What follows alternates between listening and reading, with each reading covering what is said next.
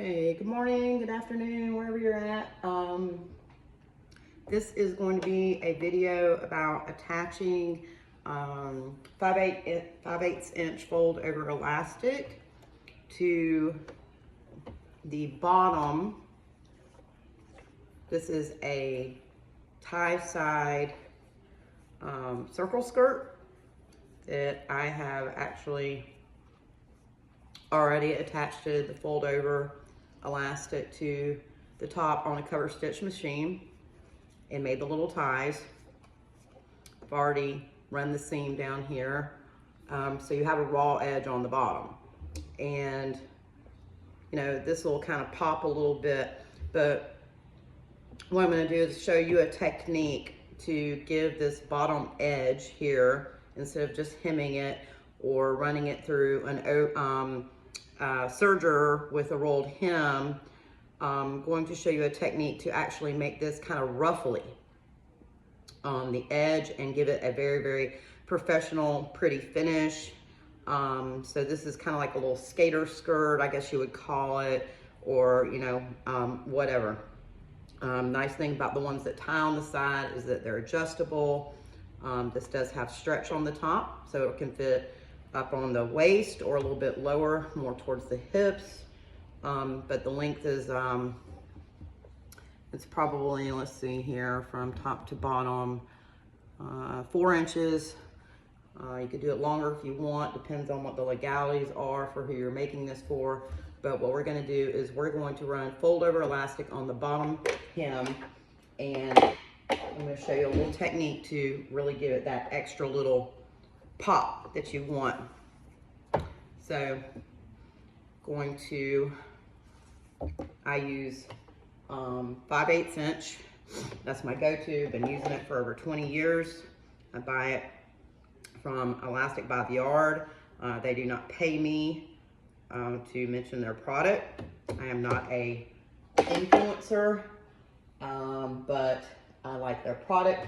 It has the right stretch. It holds up for years and years and years. My outfits have popped up thousands of miles away, being traded and sold, and even cut up, and people making their own patterns for my stuff. I don't consider it theft. I don't consider it rude. I consider it an honor. So this is how it is when you're in this industry. So you have your, let's see if I can turn this just a bit. Your fold over elastic, you're going to start on face side up. You're going to go ahead and start it just a little bit, so you fold it and put it underneath the presser foot. You are going to use your 3-point stitch, which looks like a zigzag stitch, but it's got like 3 little dots on each line. That is a very, very good stretch stitch, and it won't pop, and stuff will last forever and ever and ever. So you're gonna have a little bit of extra to start, and then you're gonna lay your fabric. Let me see if I can get this just a little bit closer here. Hopefully you'll be able to see. What I'm gonna do is I'm gonna get it started. There's gonna be some leftover, okay, that's good. Now, normally when you're using elastic, you're going to give it a little tug because you want it to gather. You don't want this to gather like this. This is going to give the opposite effect of what you want. You want this to ruffle. So what I'm actually going to do is I'm going to stretch the fabric like this and lay the fold over it. So the fabric creates the ruffle, not the elastic. So very carefully, a little bit at a time, I'm going to stretch and then lay the fold over it without pulling on the fold over. And you'll see just a second here. It takes a minute to kind of get it started, and you kind of hold it down, but don't pull on the fold over. Okay, so you can already see where it's starting to kind of ripple up. All right, you'll see it in just a little bit more here. I'm going to pull. Got to do a little bit at a time. And then you just gently push over the fold over. You are gonna love this technique. Don't need a ruffler if you're doing this.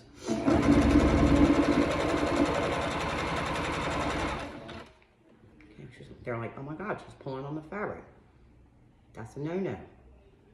I'm not pulling on the elastic, I'm pulling on the fabric. So the stretch needs to be, there needs to be stretch lengthwise.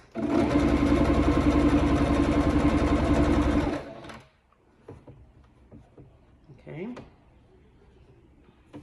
Make sure, because there is a kind of a curve on this skirt, because I cut it out of a circle. So I'm stretching, laying it down. And there you go. You can see where it's rippling up. All right, I will do the whole thing so you can see the finished product. And so you can determine if this is something you want to try.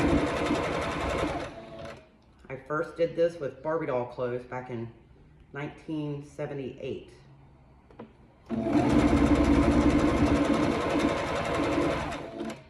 Now I make Barbie clothes for life-size Barbies.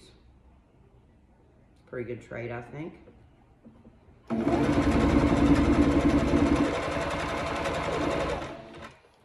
See, rippling. I like this ripple. It's going to get a nice little. And if it rolls a little bit, that's okay. As long as you got the stretch, you're good.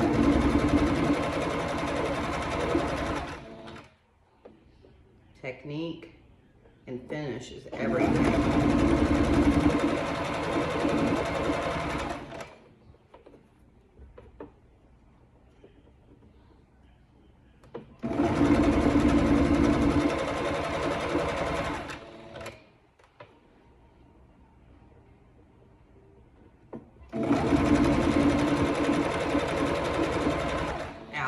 I am pulling as much stretch into this fabric as I possibly can so that I can get the most amount of ripple ruffle that I can. Okay, now you can use just regular plain binding to do this, or ribbon, and fold it in half and iron it down, but it's not going to look as pretty. And if you're already using fold over as much as I do, because I buy it by 100-yard roll, you have plenty of it laying around, so use what you have, and then it also gives a beautiful finish that lasts forever and ever.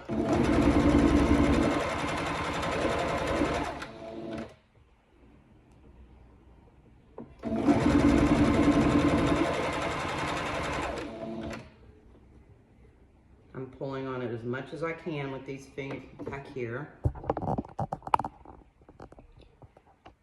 Sorry. Table vibrates and the phone moves.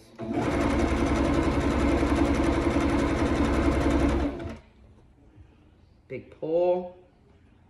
Just gently lay the elastic over it.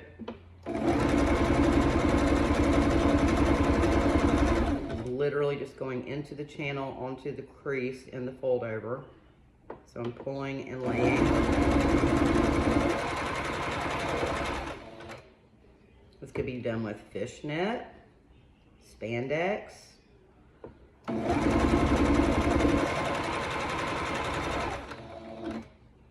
Can't do it with cotton or twill. Oh, there's no stretch.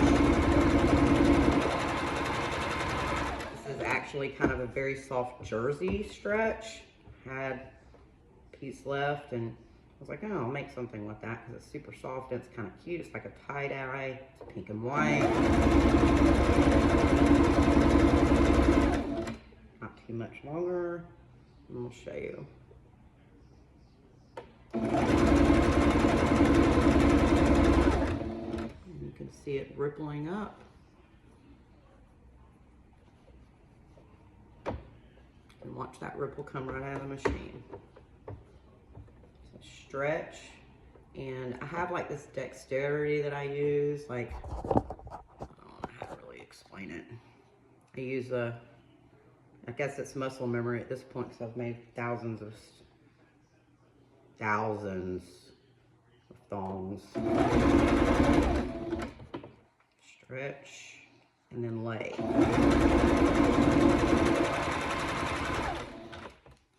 Stretch the fabric, lay the elastic over it.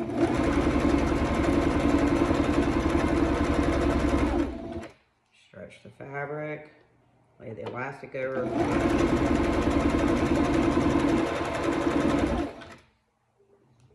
Stretch the fabric, lay the elastic.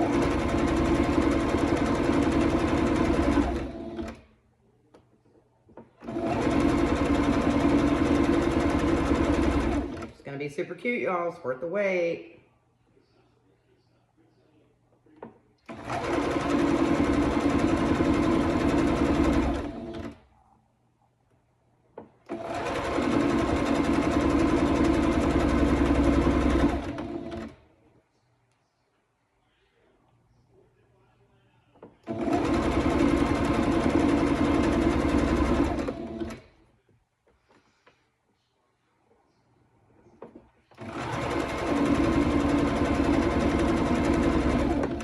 Almost there.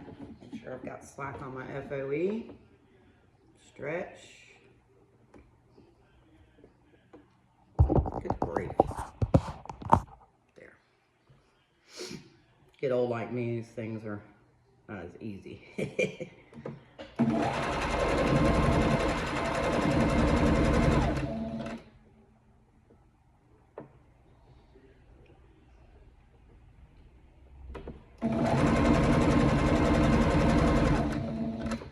Stretch, stretch. If it rolls over a little bit inside the FOE, that's okay as long as you've got stretch. Because it is on a curve. Circle cut.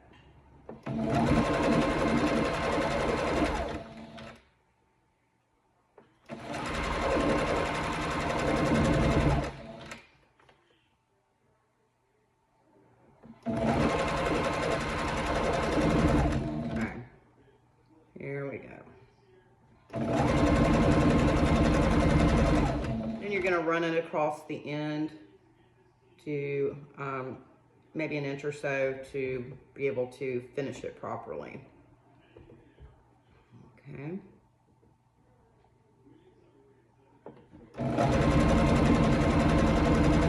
Now look, I am stretching this fabric as much as I can pull on it without like messing with the feed dog or anything like that. And then I lay it down and I let the machine do the work.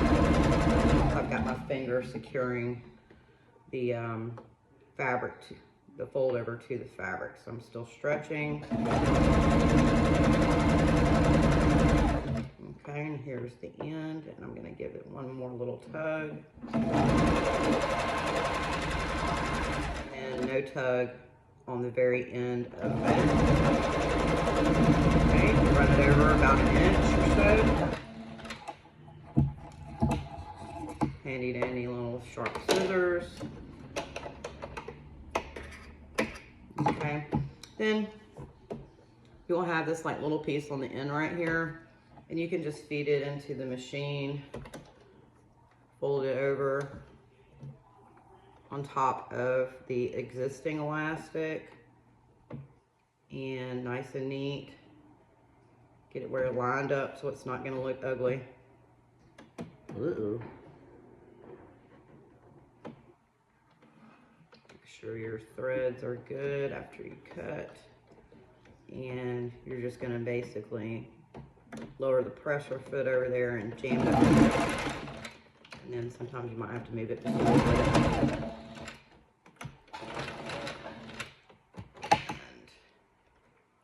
Pull on it and cut off excess and make sure with my scissors it's where I want it to go. And that's how you finish it. And if anything, any strings or anything like that, I'll take a lighter to them and give it a little singe. There's no fraying. A little tiny little something here. So you're thinking, why would I want to use all that fold over elastic on the bottom of that skirt, and these girls don't even know what I'm putting into these outfits, and blah, blah, blah, blah, blah, and they ain't going to pay for that extra work. Well, that didn't take very long, okay? So at the end of the day, it's not about how much you put into it. It's about what you create. And what you're creating is your name. Who you are, a reputable designer and seamstress. People don't come back for jacked up stuff. They don't come back and they won't pay the money that you really truly deserve. So if you want to be hot gluing and using crappy supplies, crappy fabric, crappy thread, crappy stitches, crappy finishes, you're going to get crappy money and you're going to have a crappy reputation. And reputation is everything in this business. Okay, so we have a completed 100% complete. I'm going to move this camera. All right, there she is. Okay.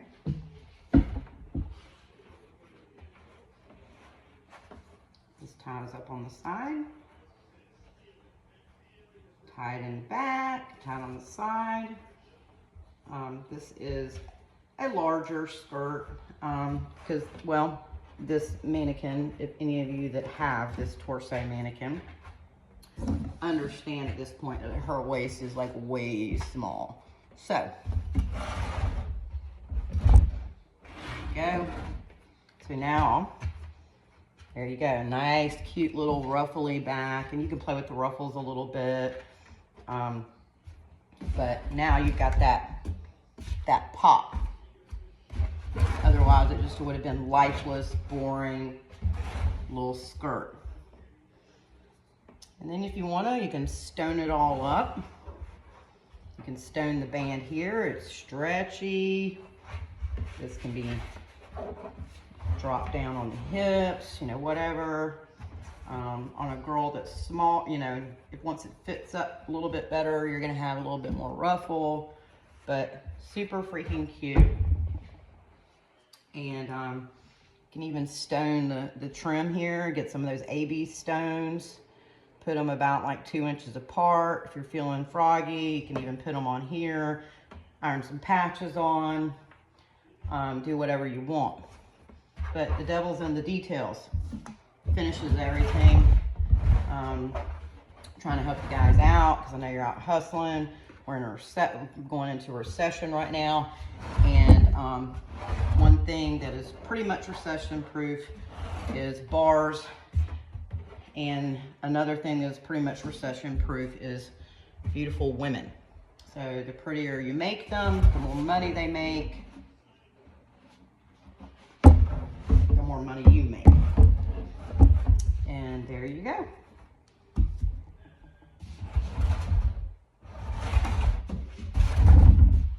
Adorable. Just that little bit of extra finish.